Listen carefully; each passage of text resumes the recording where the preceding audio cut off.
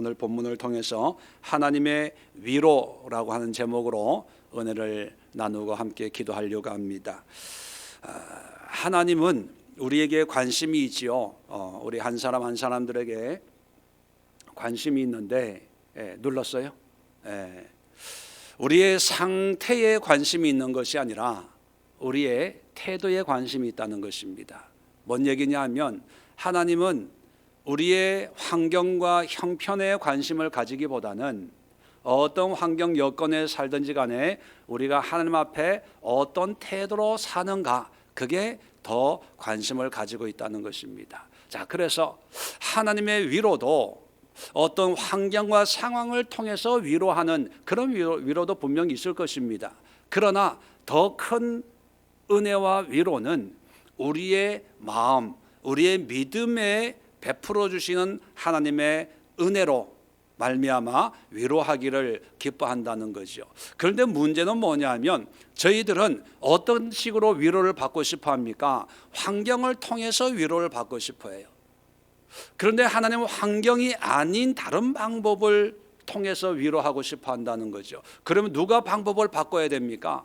하나님이 바꿔야 돼요? 우리가 바꿔야 돼요? 오늘 설교를 통해서 여러분들의 그 생각을, 여러분들의 그 기대를 하나님의 뜻으로, 방법으로 바꾸는 그런 은혜가 임하기를 주님의 이름으로 축원을 드립니다. 오늘 성경 본문은 1절에 보면요, 예레미야가 포로로 끌려간 사람들에게 편지를 보내는 그런 내용입니다. 바벨론에 포로로 끌려갔는데 1차 포로, 2차 포로 이렇게 두 번에 걸쳐서 포로로 끌려가 있습니다. 자, 그런 사람들에게 이제 4절부터 14절까지의 내용이 바로 편지의 내용입니다. 포로로 끌려갔으니까 이 끌려간 사람들은 죽을 고생을 하는 거죠.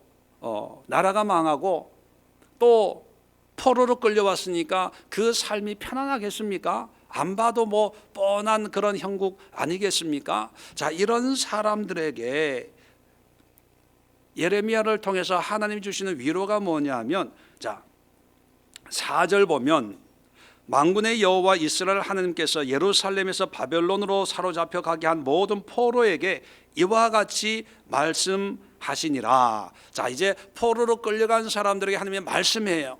자, 이 포로 끌려간 사람들은 하나님이 어떤 말씀 해주기를 기대할까요? 어떤 말씀이 위로가 될까요? 그것도 있지만 아마 제일 기대하는 게 이거 아닐까요? 내가 실수했다, 야. 원래 포로 계획이 아닌데 바벨론하고 전쟁에서 유다가 지는 게 아닌데 내가 실수로 지게 했네? 야, 미안하다. 야, 각본을 다시 새롭게 내가 써야 되겠다. 뭐 이러면 얼마나 좋겠습니까? 자, 과연 그런 얘기가 나오는지 한번 봅시다. 자, 5절입니다. 너희는 집을 짓고 거기에 살며 텃밭을 만들고 그 열매를 먹으라. 자, 거기에 살며, 거기는 어디를 얘기하는 거예요? 거기가 어디입니까? 바벨론 땅이에요. 거기 살라는 거예요. 6절에 아내를 맞이하여 자녀를 낳으며 너희 아들이 아내를 맞이하며 너희 딸이 남편을 맞아 그들로 자녀를 낳게 하여 너희가 거기서 번성하고 줄어들지 아니하게 하라. 거기가 어디라고요? 바벨론 땅에서. 아니, 빨리 구출해 줘야 되는데, 빨리 집으로 돌아가게 해줘야 되는데, 빨리 자유케 해주는 것이 위로 아닙니까? 그것이 희망 아니겠습니까? 그런데 하나님은요, 거기 살래요. 나는 지긋지긋한데, 지옥 같은데, 하나님 언제까지 내가 이런 처지에 살아야 됩니까? 빨리 나에게 은혜를 주세요. 그렇게 기도할 거 아닙니까? 그런데 하나님의 응답은 뭐냐면, 내가 너의 기도를 잘 들었다. 그러니까 이제 거기 살아. 그대로 있어. 너만 있는 게 아니고 너희 아들, 딸들도 거기서 시집장가 다 가야 돼. 그 아들의 아들들도 거기서 있어야 돼. 여러분, 이게 위로일까요? 위로가 아닐까요? 네, 사람들은 위로가 아니라고 생각할 거예요. 그런데 하나님은 그들에게 위로의 편지를 쓰고 있는 거예요. 7절 보세요. 너희는 내가 사로잡혀 가게 한 그 성읍의 평안을, 그 성읍은 어디라고요? 바벨론이에요. 바벨론. 원수의 나라, 적군의 나라. 그 성읍의 평안을 구하고 너희를 위하여 여호와께, 그를 위하여 여호와께 기도하라. 이는 그 성읍이 편안함으로 너희도 편안할 것임이라. 아니 빨리 바벨론 느부갓네살 왕이 죽어야 되는데, 암살 당하든지 뭐 난리가 나야 되는데, 하나님이 뭐라 그래요? 그 나라의 평안을 구하라는 거예요. 기도하라는 거예요. 그 왕이 오래오래 살게. 우리가 기도하는 거하고 전혀 다른 하나님의 위로라는 거죠. 한번 이렇게 생각해 보세요. 김정은이가 하나님 오래오래 살게 해주세요.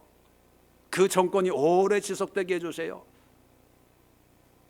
이게 이해가 안 되는 거예요. 빨리 어떻게 사단이 나가지고 뭔가 바뀌어가지고 자유가 임하고 평화가 임하고 뭔가 회복이 돼야 우리는 그게 축복이 은혜라고 생각을 하는 건데, 하나님은 그게 아니에요. 자, 8절 보세요. 만군의 여호와 이스라엘의 하나님께서 이와 같이 말씀하시니라. 너희 중에 있는 선지자들에게와 점쟁이에게 미혹되지 말며 너희가 꿈도 거짓 듣고 믿지 말라. 내가 그들을 보내지 아니하였어도 그들은 내 이름으로 거짓을 예언함이라. 여호와의 말씀이라. 여호와께서 이와 같이 말씀하시되 바벨론 70년이 차면, 지금은 아니고 70년이 차야 이곳으로 돌아오게 하겠다는 거예요. 그러니까 그 전까지는 그냥 거기 살아. 여러분, 말이 70년이지 한마디로 얘기하면 너는 거기서 죽어야 돼. 포로로 끌려간 사람, 포로로 끌고 왔는데 갓난아기를 끌고 가겠습니까? 일반적으로 걸을 수 있는 사람들 아닙니까? 뭐 소년 이상, 중고등학생 14살 이상을 끌고 가겠죠. 왜냐하면 어린애들 끌고 가서 어디다 써먹어요. 오히려 밥값 더 들고 옷값 더 들죠. 귀찮은 거예요. 귀찮은 거예요. 그러니까 쓸만한 사람 끌고 가면은 보통 나이가 뭐 다니엘처럼 뭐 15세다 그냥 그렇게 생각하면 10살 위면 70년이면 몇 살 되는 거예요? 적어도 80이 되는, 80. 그 얘기는 뭐냐면 오늘날에 80이면 청춘이죠 뭐. 그런데 이 고대 사회에 80이면 그냥 죽으라는 거예요. 죽으라는. 거기서 뼈 묻으라는 거예요. 너는 절대로 못 돌아와, 그거예요. 사망 선고예요. 그런데 지금 하나님이 이것으로 위로를 하는 게 아니고, 지금까지 내용은 환경에 대한 내용이에요. 유다 사람들이 돌아가게 해주세요. 회복하게 해주세요.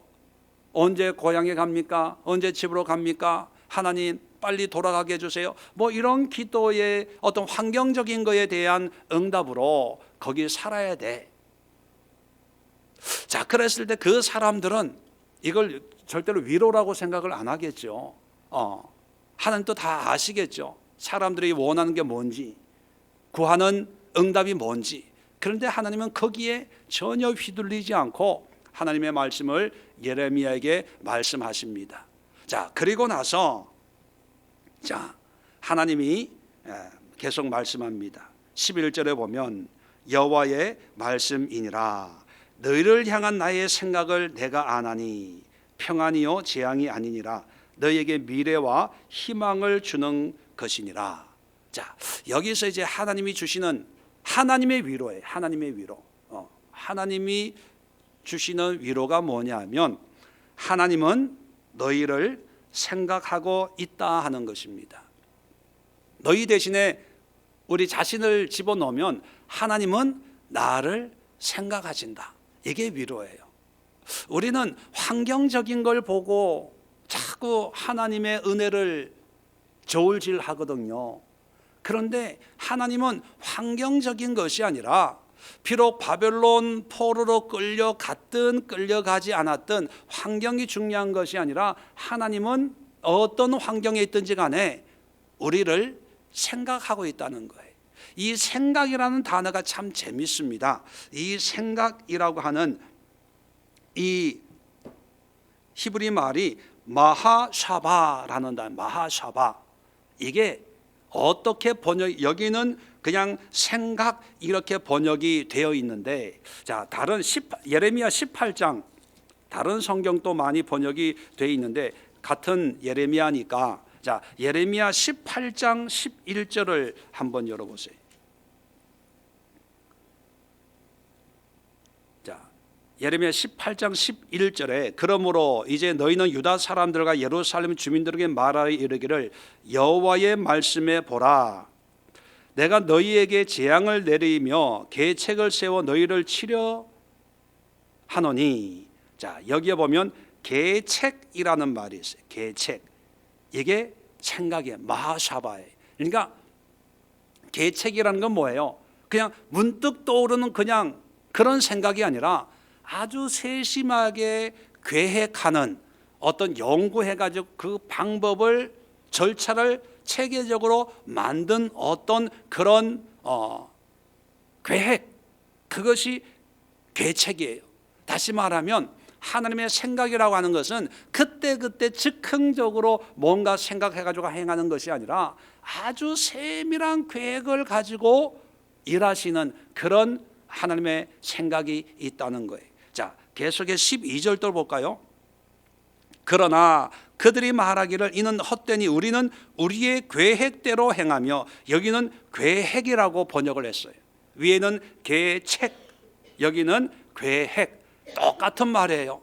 그냥 즉흥적으로 행하는 것이 아니라 아주 계획을, 주도 면밀한 계획을 세워가지고 그렇게 행하는 거예요. 자, 18절도 한번 볼까요? 18장 18절. 그들이 말하기를 오라 우리가 꾀를 내어. 꾀, 여기는 또 마하샤바를 꾀라고 번역을 했어요. 꾀를 낼 때 그냥 즉흥적으로 내는 게 아니라 모든 상황을 염두에 두고 어떤 그런 계책을 만드는 게 꽤 아닙니까? 다시 말하면 오늘 11절에 말하고 있는 여호와의 말씀이니라 너희를 향한 나의 생각을 내가 아나니 라고 할 때, 하나님은 우리에 대한 생각을 가지고 있는데 그 생각은 두리뭉술이한 생각이 아니라 한 사람 한 사람에 대한 어떤 구체적인 계획을 가지고 있는 그런 생각이라는 거예요. 사람들은 하나님의 이런 생각보다는 그냥 환경적으로 뭔가 하나 문제가 해결되고 대박이 나는 것을, 그것을 축복이고 은혜고 하나님이 나에게 주시는 위로라고 생각을 하는 거예요. 그런데 하나님은 그런 것을 기대하는 사람들에게 뭐라고 얘기하냐면, 아니야, 나는 너희들이 기대하는 기대대로 전혀 그렇게 일할 생각은 없어. 미안하지만 그런데 나는 너에 대한 아주 치밀한 계획을 가지고 있어. 어떤 계획이냐? 평안이요 재앙이 아니니라. 너희에게 미래와 희망을 주는 것이니라. 사람들은 현실만 보니까 내가 포로로 끌려왔는데 무슨 미래가 있고 희망이 있냐, 그렇게 생각합니다. 그런데 미래와 희망이 있는 이유는 뭘까요? 환경이 좋아서 미래와 희망이 있는 거예요? 하나님의 계획 속에 내가 있기 때문에 미래와 희망이 있는 거예요. 여러분, 우리가 믿음으로 산다는 것이, 하나님을 믿는 믿음의 사람이라고 하는 것은요, 이러한 하나님의 마음, 하나님의 뜻, 하나님의 생각을 알고 믿고 그 뜻에 동참하는 삶을 사는 것이 바로 믿음입니다.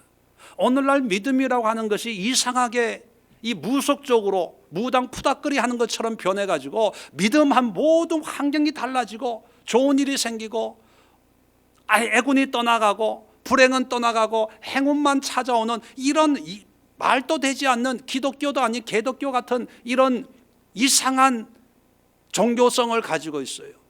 또 그런 걸 부추겨요. 그런데 성경이 말하는 하나님은 그런 것으로 위로하는 하나님이 아니에요. 아마 우리가 기대하는 그런 하나님이었다면 다 부자 되고 다 형통하고 예수 믿지 말라 그래도 믿을 거예요. 왜? 복 주는 하나님인데 누가 안 믿겠어요? 어디 용하다고 하는 부처 있으면요, 전도 안 해도, 광고 안 해도요 몰려다녀요.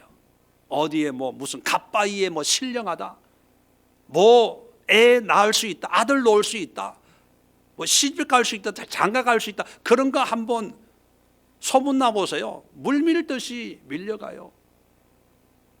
하물며 하나님이 그렇게 하시면 뭐 전도할 필요가 뭐가 있어요.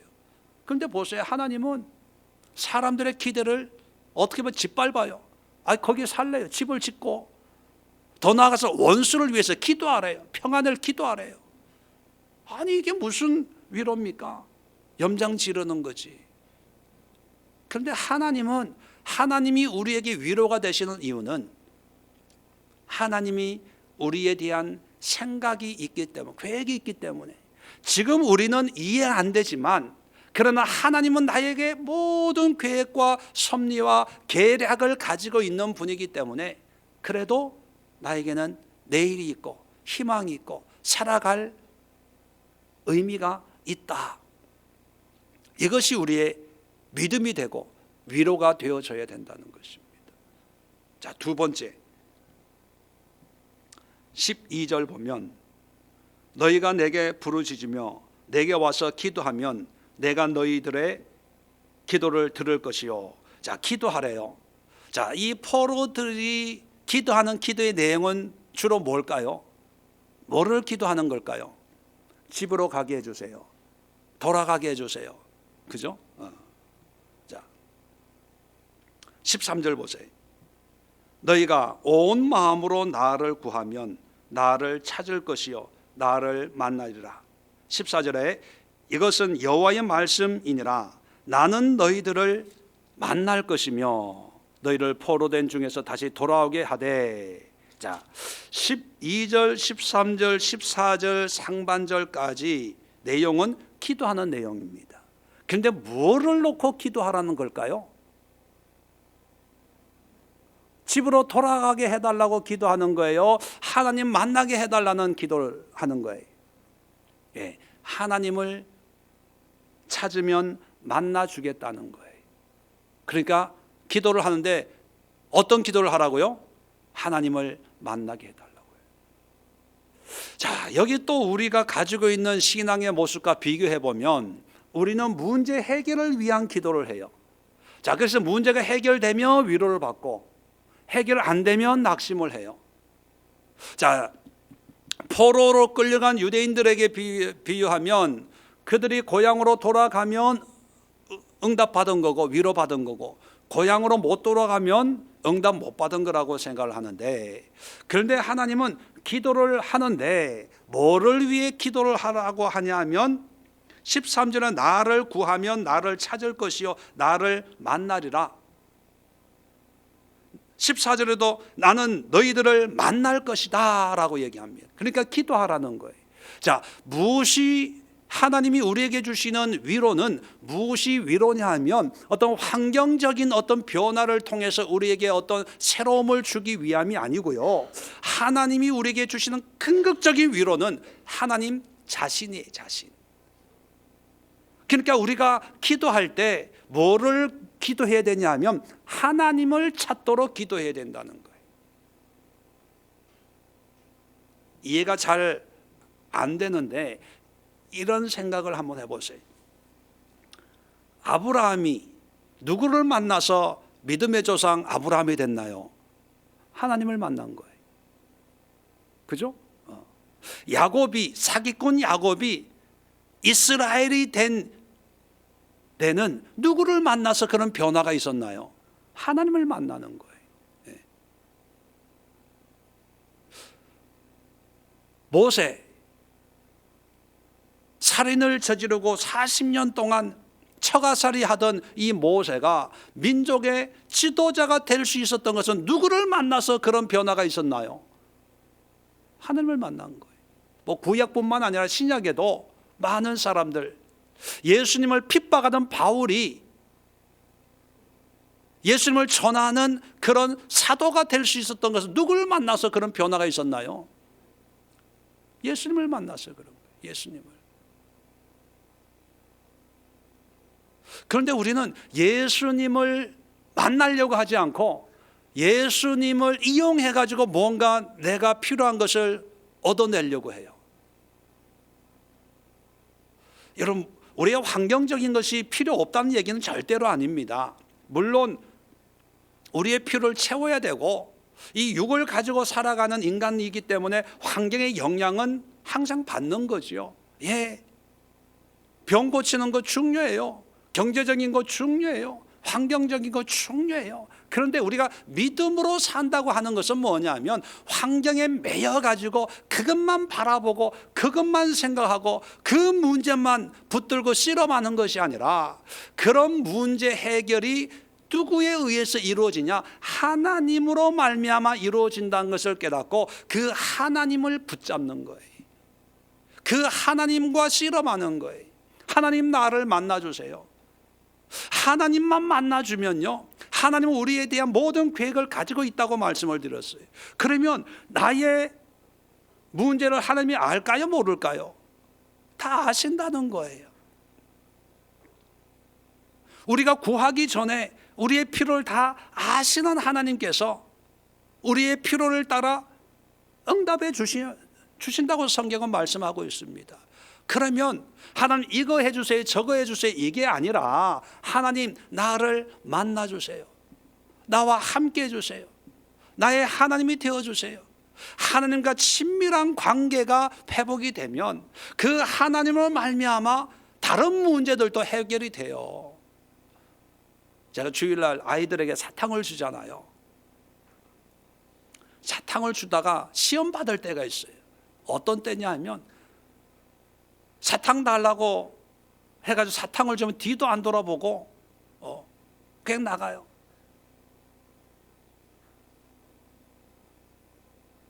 그래서 제가 우리 장권사님이 사탕을 종종 사다 주세요. 그래서 어떤 때는 정말 맛있는 사탕이 있어가지고 주머니에 넣어놓고 그 사탕을 주려고 불러요. 그런데 그날따라 이제 먼저 사탕을 하나 먹었으니까 이제 사탕을 안 주겠지. 늘 하나만 주니까. 근데 너무 맛있는 게 있어서 이제 또 주려고 불렀더니만 아주 쌩 까는 거야. 안 오는 거야. 야, 이리 와봐, 줄게. 싫어요. 먹었어요. 그러는 거예요. 그런데 다 그런 게 아니고 그 중에 하나는 또 목사님하고 따라오는 애들이 있어요.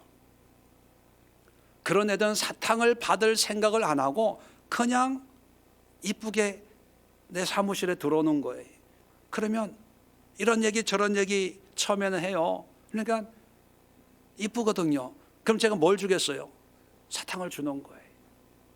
이거 한번 먹어봐봐. 이거 먹어봐봐. 뭐 요구르트 맛 나는 뭐 그런 이쁜 짓 하면 그냥 주고 싶은 거예요. 이게 사람의 마음인데 하나님은 우리에게 사람이 아는 것보다 더 깊은 것까지도 아시고 모든 계획을 가지고 있는 분인데 하나님과 친밀해지면 왜 그 모든 것을 해결 안 해주시겠습니까? 오늘날 우리가 열심으로 기도한다는 그 기도의 개념이 무조건 주여 주습니다. 옛날에 왜 기도원 가면 뭐 삼각산, 저는 가본 적이 없어요. 그런데 가면 뭐 그런 말 있잖아요. 소나무를 몇 뿌리를 뽑았냐, 뭐 소나무 뿌리 잡고 뭐 기도했다, 뭐 그런 얘기 많이 하잖아요. 예, 참 우리에게는 열심이 있습니다. 열심이. 그 열심이 하나님 성경적인 열심인 것도 있지만 또 많은 부분은 우리 고대 쪽, 우리 민족 고유의 심성, 종교성, 비나이다 하던 그냥 정한수 떠놓고 자식을 위해서, 남편을 위해서, 가정을 위해서, 아들 놓기 위해서 했던 그런 거 있잖아요. 그런 심성으로 또 하나님 앞에 소나무 뿌리 흔들면서 주여 줄 줄로 믿습니다. 물론 그것도 하나님이 우리에게 믿음으로 보셔서 베푸시는 은혜가 분명히 저는 있다고 봅니다. 그게 다 잘못됐다고 생각하지 않아요. 그런데 뭐가 잘못됐냐 하면 그렇게 해서 은혜 받고 응답 받았다면 하나님을 늘 그런 수준으로만 바라본다는 거예요.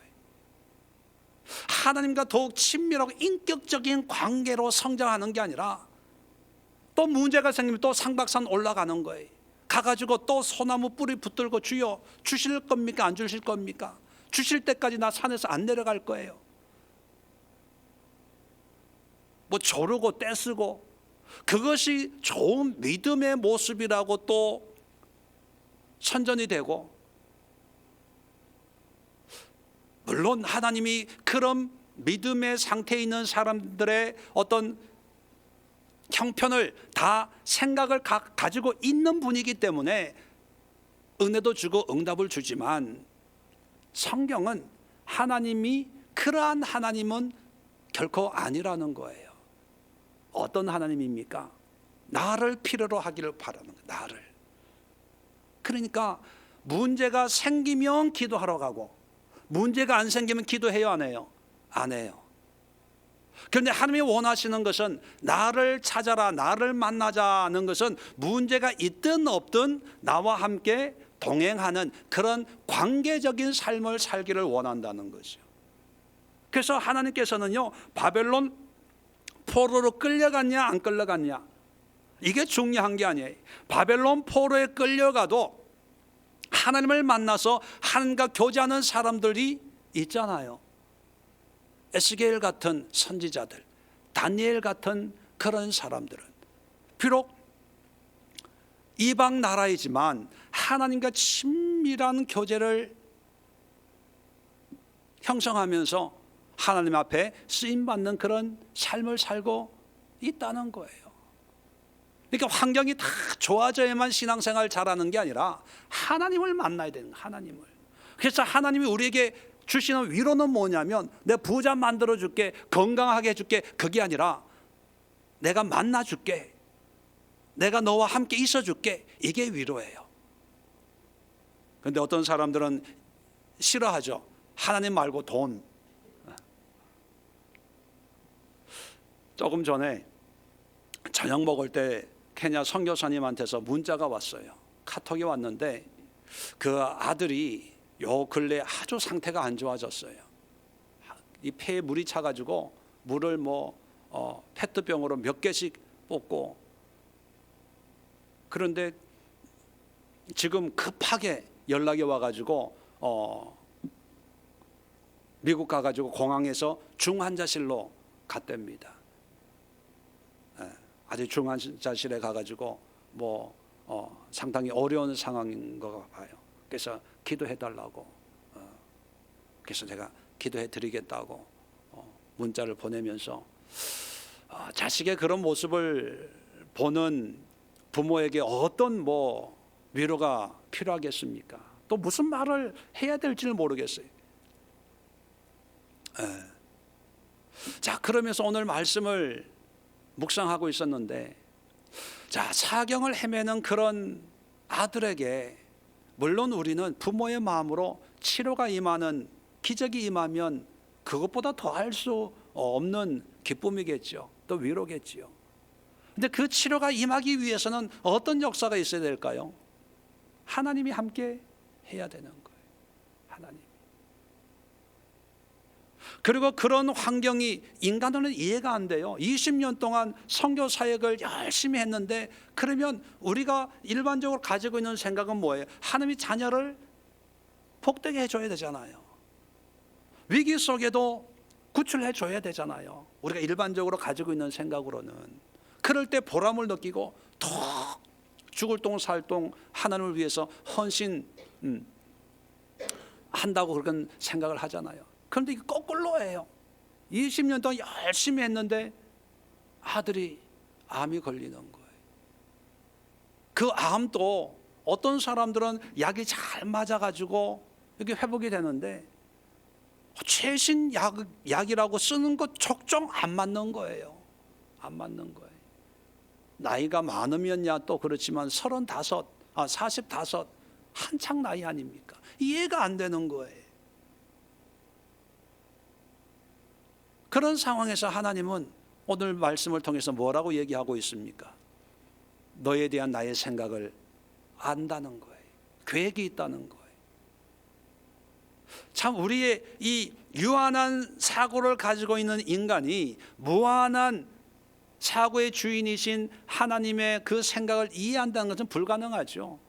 그런데 그럼에도 불구하고 이해가 안 되지만 어쩌면 이해가 안 되기 때문에 우리는 믿음의 경지로, 그럼에도 불구하고 하나님은 모든 상황에 대한 계획과 생각을 가지고 있다는 것을 우리는 인정을 하고 고백해야 된다는 거예요. 자, 그런 고백을 통해서 결국은 하나님을 만나게 기도를 해야 됩니다. 왜요? 그 생각의 주인이 하나님이니까 하나님을 만나면 살리든지 죽이든지 모든 결정은 하나님이 하시는 거거든요.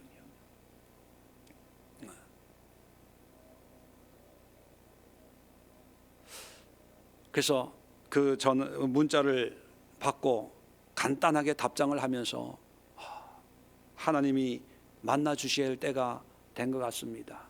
살든 죽든 그것은 하나님 손에 있는 거고, 이따가 예배 마치고 박지성이를 위해서 함께 또 기도하실 때 오늘 말씀을 생각하면서 그에게 진정한 위로, 또 선교사님 가정의 진정한 위로가 뭘까? 살고 죽는 것이 아니라 예수님을 만나면 그것이 은혜고 기쁨이고 감사가 되지 않을까, 그런 생각을 해보았습니다. 자, 마지막으로 세 번째 하나님이 주신 우리의 위로는, 자 15절 보면 너희가 말하기를, 이제 바벨론 포로로 끌려간 사람들 얘기합니다. 너희가 말하기를 여호와께서 우리를 위하여 바벨론에서 선지자를 일으켜 섰느니라, 그렇게 얘기한다는 거예요. 자, 선지자, 바벨론에서 선지자를 일으켰다.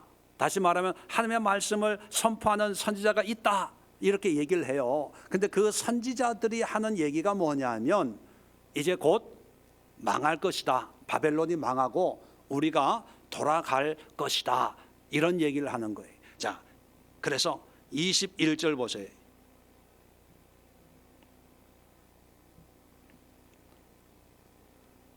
그런즉 끝에 모든 포로여 여호와의 말씀을 들을지니라. 자, 이렇게 생각하는 사람들에게 하나님의 말씀을 들으라는 거예요. 뭐냐 하면 21절, 만군의 여호와 이스라엘의 하나님께서 골라야의 아들 아합과 마아세의 아들 시드기야에 대하여 이와 같이 말씀하시니라. 이게 뭐냐면 이 사람들이 바벨론 땅에 가서 거짓 선지자 노릇했던 사람들이에요. 이런 사람들을 그들은 내 이름으로 너희에게 거짓을 예언한 자라. 보라, 내가 그들을 바벨론의 왕 느부갓네살의 손에 넘기리니 그가 너희 눈앞에서 그들을 죽일 것이라. 무슨 얘기냐 하면 거짓 선지자의 말을 듣지 말라는 거예요. 그 사람들은 이 사람들이 포로로 끌려온 사람들에게 조금만 참으면 바벨론이 망할 거야, 하나님이 결코 우리를 버리지 않아, 우리나라가 망하게 내버려 두는 그런 하나님이 아니야. 그러니까 사람들은 힘을 얻죠. 소망을 얻죠. 잘 된다니까, 집으로 돌아갈 수 있다니까. 그러니까 사람들이 예레미야의 편지보다는 이 거짓 선지자의 이야기를 더 듣는 거예요. 왜? 듣고 싶은 걸 듣는 거 아닙니까? 여기에 대해서 하나님께서 이 사람들은 내가 보내지 않았다, 그렇게 얘기해요. 자, 그러면서 포로로 끌려가 있는 사람들에게 뭘 말씀하시냐 하면, 자 19절입니다. 19절 20절 보면 여호와의 말씀이는 너희들이 내 말을 듣지 않았기 때문이라. 이런 포로로 끌려가게 된 이유가 하나님의 말을 듣지 않아서 이렇게 됐다는 거예요. 내가 내 종 선지자들을 너희에게 꾸준히 보냈으나 너희는 그들의 말을 듣지 않았느니라. 여호와의 말씀이니라. 그런즉 내가 예루살렘에서 바벨론으로 보낸 너희 모든 포로여 여호와의 말씀을 들을지니라. 자, 보세요. 사람들은 하나님의 말씀을 듣는다고 생각해요? 안 듣는다고 생각해요? 듣는다고 생각해요. 근데 듣는데 누구의 말을 들어요? 거짓 선지자들이 말하는 그런 말을 들어요. 또 예레미야도 하나님의 말씀이다라고 선포를 해요. 근데 사람이 들어요, 안 들어요? 안 들어요. 선지자들 꾸준히 보냈지만 그들의 말을 듣지 않았다고 하나님이 말씀하고 있는 거예요. 자, 여기서 문제예요. 이단들도요, 하나님의 말씀이라고 믿고 신앙생활을 하는 거예요. 뭐냐면 하나님의 위로가 뭐냐면요, 그냥 열심으로 열정적으로 신앙생활하는 그것이 아니고, 물론 그것도 좋은 거지만 하나님이 우리에게 주시는 어렵고 힘들 때에 임하는 하나님의 위로가 뭐냐면 바른 말씀이에요. 바른 말씀. 그래서 19절 20절에는요 들어라는 말이 3번 나와요. 3번 샤마, 들어라, 그런 말이죠. 19절에 보면 내 말을 듣지 않았기 때문이다. 꾸준히 보냈으나 너희는 그들의 말을 듣지 않았느니라. 19절은 듣지 않았다는 걸 얘기하고 20절은 뭐예요? 여호와의 말을 들을지니라. 근데 여호와의 말이 거짓 선지자들도 여호와의 말씀이다 이렇게 얘기하고 전하거든요. 그러니까 백성들에게는 뭐가 진짜 여호와의 말씀인지 모르는 거예요. 헷갈려요. 그런데 성경에는 안 나와 있지만 하나님은 하나님의 말씀을 예레미야만이 아니라 다른 선지자 이사야, 미가, 호세야 이런 선지자를 통해서도 꾸준히 하나님의 말씀을 전했어요. 그런데 왜 안 들어요? 하나님의 말씀을 몰라서가 아니라 듣기 싫어서 안 듣는 거예요. 그렇게 순종하기 싫어서 안 하는 거예요. 몰라서 못하는 게 아니라 안 하고 싶어서, 좋은 걸, 하나님의 뜻보다는 내 욕심과 내 탐욕과 내 생각으로 좋은 말씀을 하나님의 말씀이라고 여기는 거예요. 그러니까 거짓 선지자도 여호와의 말씀이다, 예레미야도 여호와의 말씀이다 라고 할 때 두 종류의 하나님의 말씀을 이제 백성들이 선택을 할 거 아닙니까? 그런데 어떻게 선택해요? 하나님의 말씀으로 기준으로 삼는 게 아니라 내 환경에, 내 형편에 유익하고 좋고 내가 더 나아지는 삶을 말씀하는 그런 말씀을 붙잡는 거예요. 그러니까 그 결과가 망하는 거예요. 포로로 끌려가는 거예요. 그런데 하나님이 20절에 여호와의 말을 들어라, 참아해라 라고 하는 것은 진리의 말씀에 순종하라는 거예요. 자, 그래서 여러분, 우리가 힘들고 어려울 때 정말 알아요. 그렇게 해야 되는 거 알아요. 그런데 힘들면 그렇게 하고 싶지 않은 그런 또 우리 그런 약함이 있잖아요. 자, 그럴 때 힘들겠지만 하나님이 우리에게 주시는 위로는 뭐냐면요, 힘들 때 그래도 하나님의 말씀을 듣게 해주는 거예요. 듣게. 당시에는 금방 하나님의 뜻에 순종하겠습니다 안 하더라도 나중에 가가지고 이제 하나님의 뜻을 깨달을 때가 와요. 그럴 때 회개하면서 하나님, 그때 나에게 이러라고 했는데 그렇게 순종하지 못해서 죄송합니다. 물론 그때 순종하지 못해서 지금 환난을, 하나님의 징계를 받고 있는 줄지는 모르겠지만 그래도 그 말씀을 듣고 분별할 수 있는 게 은혜예요. 그게 위로예요. 호세아 선지자에게도 내 백성을 위로하라, 내 백성을 위로하라, 위로하라고 얘기해요. 이사야를 통해서도 내 백성을 위로해라. 그 위로가 뭐겠어요? 말씀이에요, 말씀. 바른 말씀이 들어와야 내가 위로가 되는데 거짓 선지자들의 말을 들으면 당장은 위로가 되는 것 같아요. 그런데 그 결과는 뭡니까? 하나님의 심판이에요, 심판. 마지막 때가 되면 이런 거짓 선지자들이 더 많아집니다. 그래서 신약 성경에는 뭐라 그래요? 거짓 선지자도 분별해야 되고 그 열매로 알지니, 분별해야 되고 그들의 말씀도 분별해야 돼요. 분별.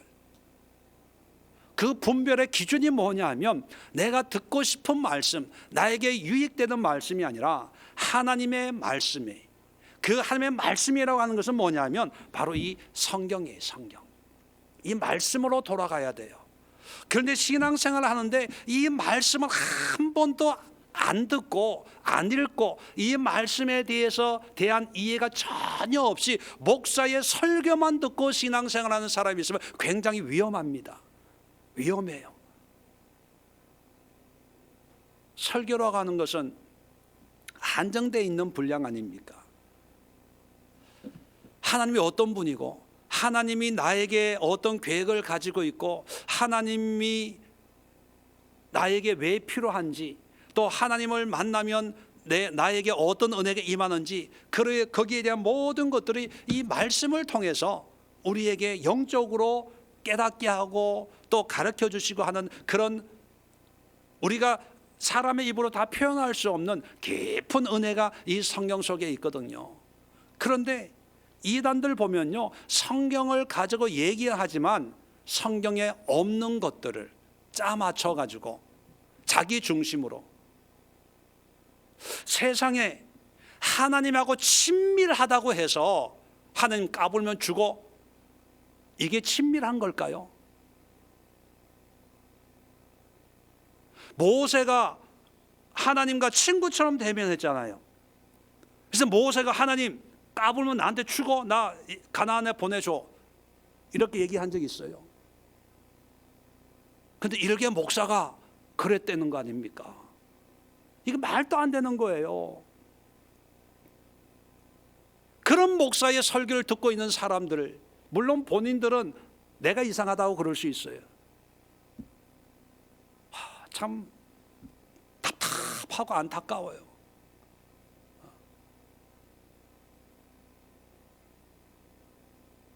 마지막 때에 우리 그리스도인들에게 위로는 월급이 늘어나는 것도 아니고 교회에 부흥되는 것도 아니고 교회를 수십억 수백억 들여서 건축하는 것도 아니고 정말 진리의 말씀, 하나님의 말씀 그 한마디가 내 마음에 박혔을 때 거기에 기뻐하고 감동하고, 하나님 이렇게 살겠습니다, 세상과 타협하지 않고 이것이 주님이 주신 이 진리의 말씀이라면 이 말씀으로 기뻐하고 즐거워하고 만족하며 살겠습니다, 그 말씀 한 구절을 붙들고도 일생을 살아낼 수 있는 이런 은혜, 이것이 믿는 자에게 주시는 하나님의 위로예요.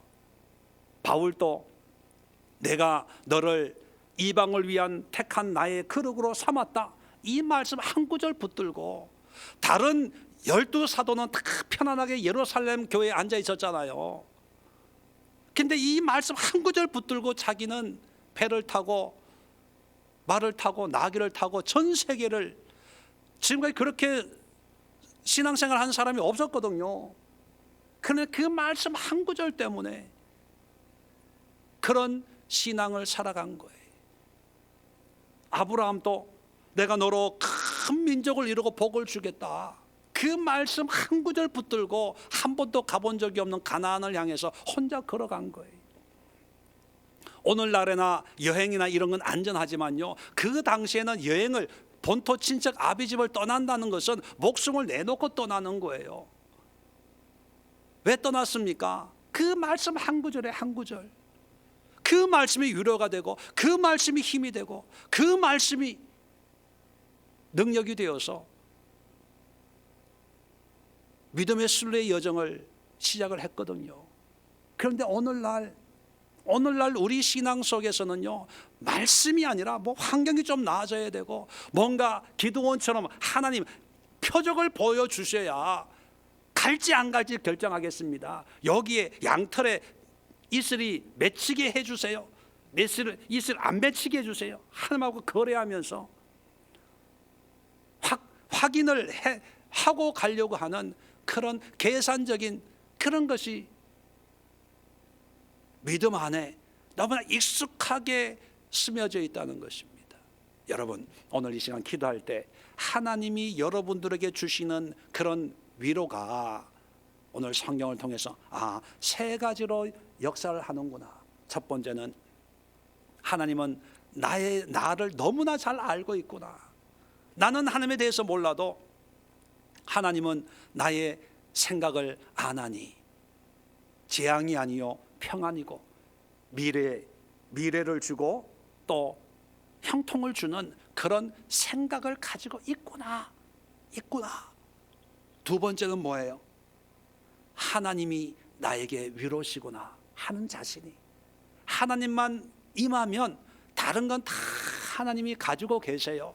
그러니까 돈을 구하지 말고 치료를 구하지 말고 명예 권세를 구하지 말고 하나님을 구하세요. 그래서 이 시간 하나님 만나기를 원합니다.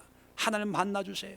여러분 자녀들을 위해서도 기도할 때도 잘 되게 해달라고 기도하지 말고 하나님 만나게 해주세요. 하나님을 경험하게 해주세요. 그게 위로예요. 세 번째는 바른 말씀. 오늘 이 시간 이 세 가지 하나님의 위로를 다시 한번 확인하시고 또 마음이 좀 컬컬한 분들이 있으면 하나님의 이런 위로를 달라고 기도하세요.